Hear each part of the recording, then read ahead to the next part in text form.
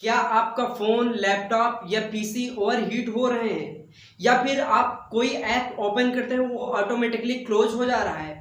अगर ऐसी गतिविधियाँ आपके डिवाइस पे हो रही हैं तो यकीन मानिए कि आपका फ़ोन या फिर आपकी डिवाइस जो है हैक हो चुकी है। अब आप कहेंगे ये तो नॉर्मली होता है कि आपका फ़ोन ओवरहीट होता है ज़्यादा काम करने पर। जी हाँ, बिल्कुल ये भी होता है कि आपके फ़ोन की रैम, आपके फ़ोन की या पीसी की, लैपटॉप की जब रैम, रोम ये कम होती हैं और उससे कहीं ज़्यादा लोड होता है तो भी वो ओवरहीट होती हैं। लेकिन अगर ऐप ऐसे क्लोज हो जा रहे हैं तो बहुत ही 90% चांसेस हो जाते हैं कि आपका फ़ोन या फिर आपकी डिवाइस हैक हो चुकी है। दूसरी बात, आप जो है अपने फ़ोन पे या फिर अपने डिवाइस को भी नोटिस करिए कि उसके बैकग्राउंड में यानी कि आपकी जानकारी के बगैर जो है कुछ फाइलें जो है अपने आप जो है डाउनलोड हुआ करती हैं और वो ऑटोमेटिकली इंस्टॉल भी हुआ करती हैं, आपको पता ही नहीं चलता है। साइबर अटैक का जो है शिकार हो चुकी होती हैं ऐसी डिवाइसें। अब आप सबसे पहले ये जान लीजिए कि हैकिंग होती क्या है। हैकिंग वो चीज़ होती है जो आपकी डिवाइस को जो है किसी दूसरा यूज़र जो है कंट्रोल कर रहा हो बगैर आपकी परमिशन के या फिर बगैर आपकी नॉलेज के। तो जो ये एक्टिविटी होती हैं जो आपकी परमिशन या फिर आपकी जो है नॉलेज के बगैर जो आपकी डिवाइस पे एक्टिविटी हुआ करती हैं, जो डेटा है वो दूसरे यूज़र को जो है मिला करता है। तो ये एक्टिविटी जो होती हैं वो हैकिंग के अंतर्गत आती हैं। जो है हैकिंग का शिकार हो चुके हैं वो कंप्लेन करते हैं पुलिस में या फिर जो साइबर क्राइम सेल होता है उस पे जो लोग शिकायतें दर्ज करते हैं। इंडिया में जो साइबर सिक्योरिटी प्रोवाइड करती है उसका नाम है Indian computer emergency response team.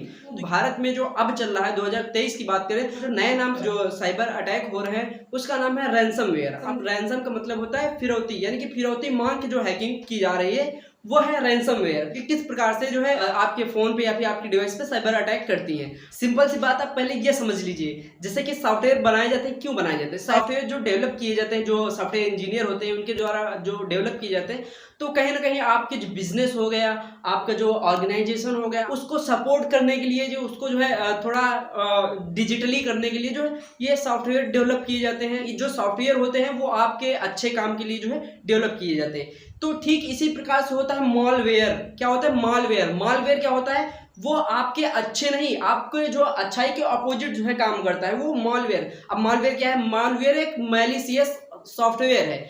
Malware क्या है? एक मैलिशियस सॉफ्टवेयर है जो कि आपकी जो अच्छाई के विरुद्ध काम करता है। यानी कि अच्छाई के विरुद्ध क्या? आप अपनी जो है जैसे कि सूचनाएं होते हैं, आपकी जो इन्फॉर्मेशन होती है, आपकी जो फाइल होती है, जो इम्पोर्टेंट जानकारियां होती है वो कहीं ना कहीं पीडीएफ में या फिर फाइल्स में जो इमेज होते हैं वो कहीं ना कहीं आप सेफ फोल्डर में सेफ होते हैं या फिर आप सेफ जगह पे उसको रखते हैं। लेकिन वही चीज़ जो है ये सॉफ्टवेयर जो है आपके सिस्टम में घुस के, ऑपरेटिंग सिस्टम में घुस के उनको स्टोल कर ले, यानी कि चुरा ले, थेफ्ट कर ले, वो भी आपकी परमिशन के बगैर, आपकी जानकारी के बगैर। तो ये सॉफ्टवेयर जो होते हैं वो आपके विरुद्ध काम करते हैं, यानी कि आपकी जो वर्किंग होती है उसके विरुद्ध काम करते हैं। तो इसलिए इनको मालवेयर कहा गया है।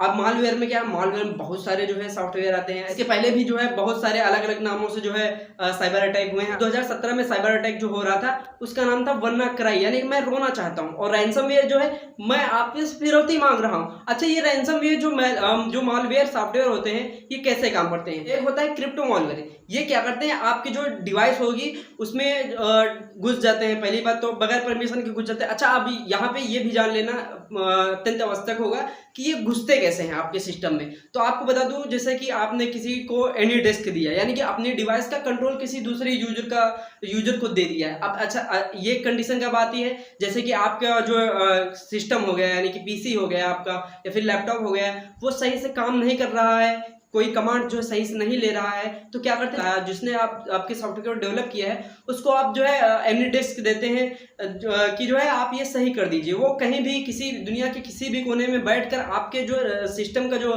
कंट्रोल है वो ले सकता है एनी डिस्क के थ्रू। जब एनी डिस्क के थ्रू आपके सिस्टम में घुसेगा तभी वो जो हैकर्स होते हैं वो वहीं घात लगाए बैठे होते हैं और वो आपकी जो एनीडिक्स होता है, एनीडिक्स में कोडिंग होती है, जैसे आप कोड बताए, और वो कोड जो है अगर हैकर्स को पता चल जाता है तो वो क्या करते हैं? वहीं से जो है घुस जाता है। इसको बैकडोर बोलते हैं, यानी कि बैकडोर एंट्री बोलते हैं सिस्टम में। तो ये क्या करते हैं? वहीं से जो घुस जाते हैं आपके सिस्टम में और वो उनके जो सॉफ्टवेयर होते हैं, जैसे मॉलवेयर हो गया, जो आपके बिल्कुल विरुद्ध काम करते हैं, यानी कि आपकी जो जानकारियों को चुराने वाले सॉफ्टवेयर होते हैं वो इंस्टॉल कर देते हैं। जब इंस्टॉल कर देते हैं तो क्या होता है कि आपकी जो मुख्य फाइलें होती हैं, जो मेन फाइलें होती हैं, जो इंपॉर्टेंट डेटा होता है। तो ये क्या करते हैं, जो मालवेयर जो होते हैं ये जो है उसी फाइल्स को जो है लॉक कर देते हैं कि फाइल पे जो है लॉक लगा दिया तो आप खोल ही नहीं पाएंगे। अब मान लिया अपनी मार्कशीट गूगल फाइल जो स्टोर है वहां पे हमने सेव कर दी, अब क्या हो गया कि हमने यूज किया, उसके बाद में फिर से दोबारा लॉगिन किया तो वहां लगे पता लगे कि हमारा जो पासवर्ड था वो कोई दूसरा ही पासवर्ड अब मांग रहा है, जो कि हमने कभी इंटर ही नहीं किया है, वहां पे कभी सेट ही नहीं किया। ठीक है, तो क्या होगा कि वो फिर क्या करेगा, वो फ्लैश मैसेज दिखाएगा। फ्लैश मैसेज क्या है कि अपना जो है पासवर्ड जानने के लिए इस लिंक पर जो है टच करें, और जैसे ही आप उस लिंक पर टच करेंगे तो यकीन मानिए आप दूसरी वेबसाइट पर चले जाएंगे जहां पर आपकी फिरौती की जाएगी, यानी कि रैंसम मांगी जाएगी। रैंसम से ही रैंसमवेयर बना है, और रैंसमवेयर कहां से बना है, मालवेयर से। मालवेयर कहां से बना है, मैलिशियस सॉफ्टवेयर से। एक सॉफ्टवेयर जो आपकी सूचनाओं को चोरी करता है, आपकी सूचनाओं को चोरी करता है, या फिर आपकी जो फाइल्स है, आपका जो डेटा है उस पर लॉक लगा देता है।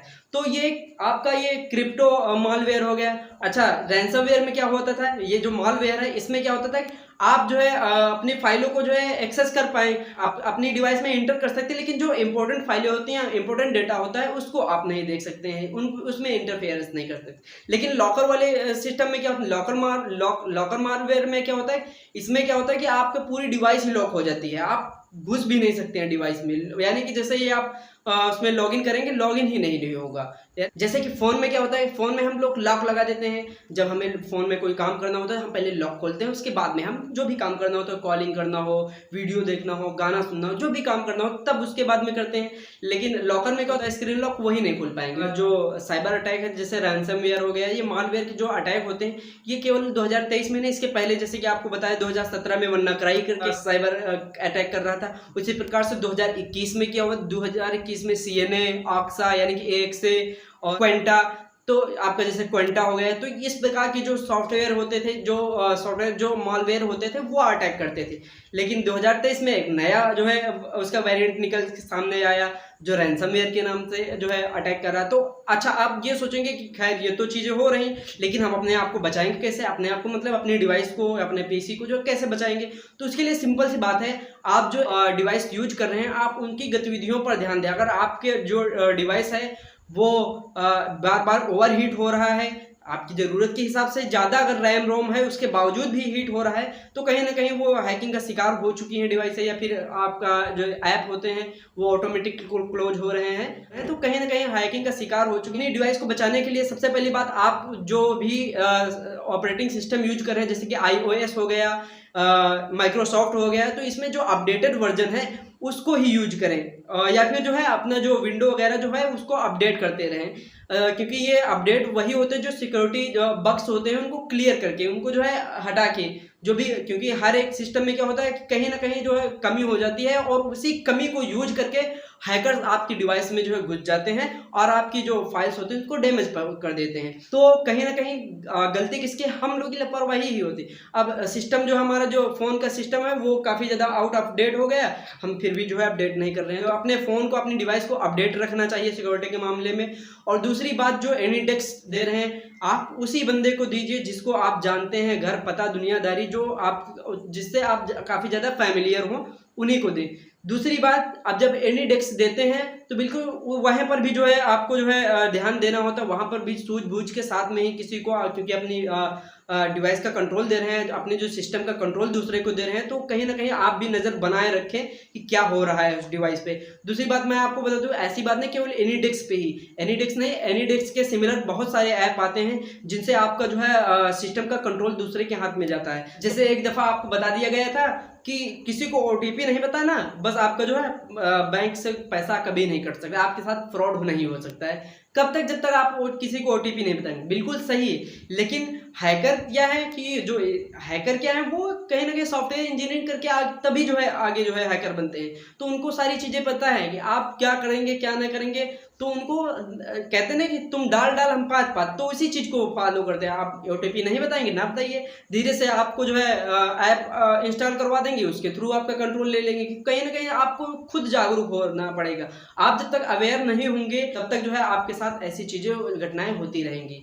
तो आप ये ठाने बैठे कि भैया OTP नहीं बताएंगे, बाकी तो सब चीज़ें बता सकते हैं, ऐसा नहीं है। आपको देखना चाहिए कि क्या चीज़ सही है क्या गलत है, आपको ये भी जानना बहुत जरूरी होता है। आपसे बताया गया एनीडेक्स डिस्क किसी को नहीं देना है, एनी डिस्क का नंबर किसी को शेयर नहीं करना है। अब आप यही थामे बैठे हैं, OTP नहीं बताना है और एनी डिस्क का नंबर किसी को नहीं बताना है, तो हमारा सिस्टम सेफ रहेगा। ऐसा कुछ नहीं, दूसरा ऐप इंस्टॉल करवा दे और उसके थ्रू आपका कंट्रोल ले ले, तो ये भी हो सकता है। तो ऐसे जो ऐप्स आते हैं उनको भी आप जो है जानते रहिए। अच्छा, जो एनीडिस्क के सिमिलर ऐप हैं वो आपको कुछ बता देता हूँ। जैसे कि एक हो गया कनेक्टवाइज स्क्रीन कनेक्ट, दूसरा G2 डील, रियल VNC। तो कुछ ऐसे ऐप हैं जो आपके सिस्टम को जो कंट्रोल दूसरे के हाथ में दे सकते हैं, यानी कि दूसरे यूजर को आपके सिस्टम का कंट्रोल दे सकते हैं। ठीक है, इंडिया के लिए जो साइबर सिक्योरिटी प्रोवाइड करती है तो उसका Indian computer emergency response team है। ऐसे और भी कई कंपनियां हैं जो इंटरनेशनल लेवल पे जो है साइबर सिक्योरिटी प्रोवाइड कराती हैं, जैसे कि X4 security service, risk management service, zero trust adoption service.